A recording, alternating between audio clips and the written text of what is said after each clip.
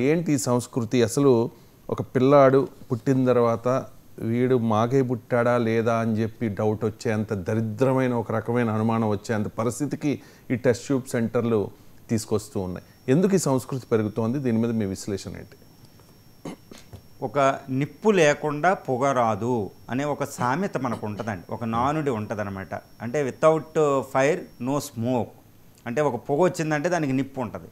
అలాగే ఈరోజు ఈ స్పెర్ము, వీర్యం, ఈ బిర్యానీలు, బీర్లు ఇవ్వడం, పూర్ నాలెడ్జ్ చూపించడం, ఈ తీసుకొచ్చి స్పెర్మ్ని తీసుకోవడం, ఈ స్పెర్మ్కి ఒక్కొక్కడికి 4000 ఇవ్వడం, బిర్యానీలు ఇవ్వడం, అదేవిధంగా స్త్రీల అండాన్ని సేకరించడం, అది ఒక్కొక్క కావాలి. ఇటు పురుషుడు వీర్యం కావాలి, స్త్రీల అండం కావాలి, అప్పుడు ఐవీఎఫ్లో ఉంటాయి అన్నమాట.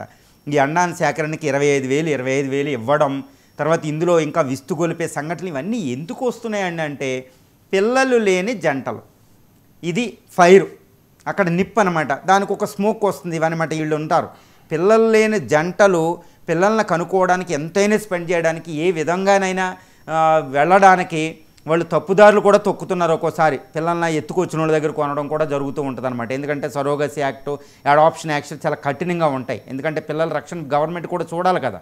కాబట్టి అట్లా తప్పించడానికి ఇలాగ అడాప్టేషన్కి వెళ్ళడం, దొంగతనంగా ఎత్తుకురావడం.